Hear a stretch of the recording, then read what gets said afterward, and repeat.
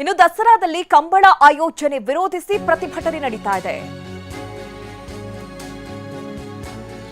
ಕಂಬಳ ನಡೆಯೋದಕ್ಕೆ ಈಗಾಗಲೇ ಏನು ಸ್ಥಳ ನಿಗದಿಯಾಗಿತ್ತು ಆ ಸ್ಥಳದಲ್ಲೇ ಪರಿಸರವಾದಿಗಳು ಪ್ರತಿಭಟನೆಗಿಳಿದಿದ್ದಾರೆ. ರೈತ ಸಂಘಟನೆ, ಪ್ರಗತಿಪರ ಸಂಘಟನೆಗಳ ಕಾರ್ಯಕರ್ತರು ಭಾಗಿಯಾಗಿದ್ದಾರೆ. ಕಂಬಳಕ್ಕಾಗಿ ಮರಗಳನ್ನ ಕಡಿಯೋದನ್ನ ವಿರೋಧಿಸಿ ಪ್ರತಿಭಟನೆ ನಡೀತಾ ಇದೆ. ಕಂಬಳ ನಡೆಯುವ ಸ್ಥಳದಲ್ಲಿರುವಂತಹ 100ಕ್ಕೂ ಹೆಚ್ಚು ಮರ ಕಡಿಯಲು ಪರಿಸರ ಇಲಾಖೆಯ ಅನುಮತಿಯನ್ನ ಅಧಿಕಾರಿಗಳು ಕೇಳಿದ್ದಾರೆ. ಮರ ಕಡಿಯೋದು, ಕೆರೆ ಮುಚ್ಚೋದನ್ನ ವಿರೋಧಿಸಿ ಈಗ ಪ್ರತಿಭಟನೆ ನಡೀತಾ ಇದೆ. ನೋಡಿ, ಈ ಬಾರಿ ದಸರಾದಲ್ಲಿ ಕಂಬಳವನ್ನ ಆಯೋಜನೆ ಮಾಡಬೇಕು ಅನ್ನುವಂತಹ ಪ್ಲಾನ್, ಅದಕ್ಕೆ ಬೇಕಾದಂತಹ ಸಿದ್ಧತೆಗಳು ಅಧಿಕಾರಿಗಳಿಂದ ಆಗ್ತಾ ಇದೆ.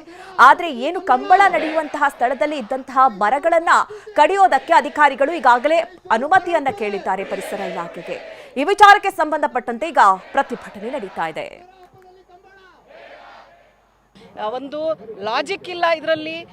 ಈ ಬರಗಾಲದಲ್ಲಿ ಇದರ ಅವಶ್ಯಕತೆ ಇಲ್ಲ ಮತ್ತು ಸಂಸ್ಕೃತಿಗಳನ್ನು ಅಲ್ಲಿಂದ ಅಲ್ಲಿಗೆ ತಂದು ಬೆರೆಸುವ ಅವಶ್ಯಕತೆ ಇಲ್ಲ. ನಾವು ಮೈಸೂರಿಗರು ಈ ರಾಜಕಾರಣಿಗಳಿಗಂತೂ ಏನೂ ಹೇಳೋದಕ್ಕಾಗೋದಿಲ್ಲ.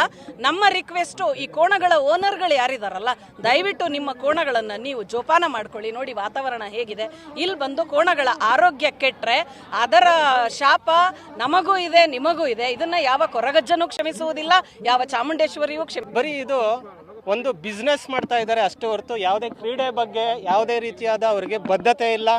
ಬರೀ ವ್ಯಾವಹಾರಿಕವಾಗಿ ಮಾತ್ರ ಅದರನ್ನು ಕನ್ಸಿಡರ್ ಮಾಡ್ತಾ ಇದ್ದಾರೆ. ಇದನ್ನು ನಾವು ವಿರೋಧಿಸ್ತಾ ಇದ್ದೀವಿ.